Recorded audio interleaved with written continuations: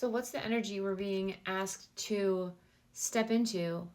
This 1111 portal was really big activation, and it's supposed to last all the way through February, from different sources I've heard.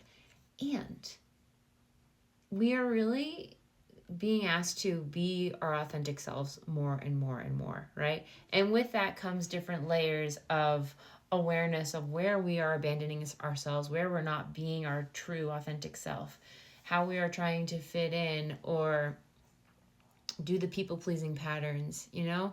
What are they? We all have our own style and flavor. So I was shuffling the Kim Kranz archetypes deck, and what flipped out was Agape. And this card is all about devotion and unconditional love and being in awe and wonder of, let me just read it actually. It is alive when we are in awe and wonder, our breath taken away by the sacred force that surrounds us and asks for nothing in return. This card can indicate a spiritual initiation that stretches your capacity to love and serve. You sense the earthly as the heavenly and vice versa. Such an initiatory moment can appear in any form and, like a healing balm to the modern soul, its effects last a lifetime. The Agape card may also suggest you reassess what you worship every day, consciously or unconsciously. What are you elevating? Where does the sacred ladder you climb ultimately lead to? So when this card is in its light, it is service, reverence, honor, and joy. When it's in its dark and its shadow, it is spiritual bypassing and righteousness. Now, to me, this is really interesting because I'm part of a group where some spiritual bypassing and righteousness was coming up, and it was really interesting because who wants to deal with that? No one. Spiritual bypassing is when someone shares their honest truth or experience, and we explain, like another person explains it away through the rhetoric of love and light, or that's your trigger, something like that. And it's really diminishing the other person's experience. So I feel like this is coming up for the full moon to ask you, where are you being asked to release any spiritual bypassing that you're doing to yourself? Where do you have a sense of righteousness with yourself or other people and have to be right? How can you be in service and have reverence, honor, and joy in your life? Because when you do that, you attract more and more beauty and alignment that is going to make your soul feel on fire and excited about life. Okay? Let's do the tarot.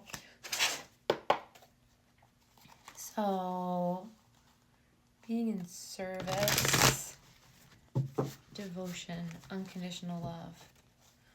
Where are you in shadow around this?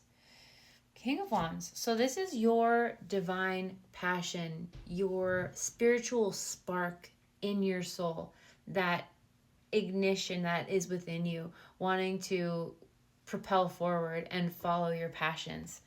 I was just asking where like the shadow is, where it needs to be transformed. You're doing spiritual bypassing on yourself, okay? You're abandoning yourself to fit in or make other people happy. And that's just a slow and steady, surefire track to your own demise, right? Like living for the approval of others is hell on earth. No way to live, no way to be. So what is the spiritual advice here? God, source, spirit. Okay, a bunch fell out there. But also with this King of Wands, I want to acknowledge this is the masculine aspect. So you are stopping yourself from even taking action. So really allowing yourself to be yourself. Follow your passions, follow what lights you up, what ignites you. So the spiritual advice is to be in this Seven of Wands energy, to protect your peace.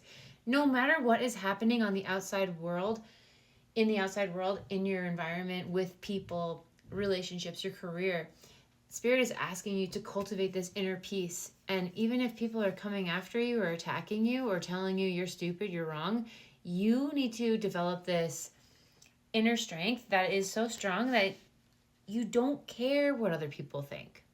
This has been a big one for me, speaking my truth, speaking up about what is my honest truth, what feels in alignment to me, in alignment with my higher divine guidance. Speaking that has felt scary, has felt terrifying, out of fear of being rejected. But I have learned to cultivate this inner strength and power that I may still have those triggers of being afraid of being rejected come up, but it's more important to be in alignment with my truth than to appease other people or be in that people-pleasing pattern. So what else should we ask here, Spirit? What's the spiritual advice? Spiritual advice. Another one. Seven of Cups. So you have a lot of different options. I'm hearing, though, you get a little bit overwhelmed because you get a lot of different ideas about what your passions are and where you could go with them. And to really sit down and focus on what are the things you want in your future? What are the values you hold? What is important for how you want to live your life? For example, do you really value quality time with family members? Do you value having freedom? What are these things?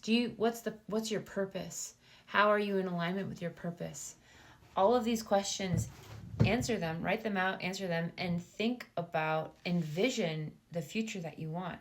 Because I'm hearing with this also too, you can get overwhelmed with all of the what ifs in a bad way, because this Seven of Cups is like an emotional feeling of oh my God, there's so many options, kind of like an analysis paralysis. Or it can be the opposite of wonder and excitement, there's so many options. But I'm hearing that you can go into this analysis paralysis of overwhelm and shut down, because it just, where do I even start? Where do I go? There's so many ways I can go. But something that is incredibly helpful is asking the divine, asking your highest divine self, your superconscious self, God, source, your angels, whatever you want to call it, to show you the next actionable step in creating the reality that is in the highest alignment with your purpose, where you feel gratitude and joy, so much gratitude and joy in what you are creating, in the life you are creating, and purpose and love. Because we are all powerful creators, and we have the ability to create that. And it's really exciting. Really exciting. If anyone can manifest and create their own reality that they absolutely love, you can do it too. We are all powerful humans and have the ability to do that. And I want to inspire those to do that, because it's cool. Actually, I'm going to switch to the Energy Oracle deck. All right.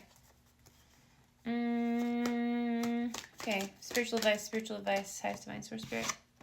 Strategy. Ooh. Okay, so what is your strategy for doing this? For creating this reality? For living in awe and devotion and unconditional love in your life? For cultivating more of that? Your strategy needs to be, I'm hearing, daily aligned action. How do you put yourself into the here and now, where you are honoring and respecting your truth and listening to it? Stop stuffing your truth down, telling yourself that you're not enough, you're not good enough, any of those stories, right? Enough of that.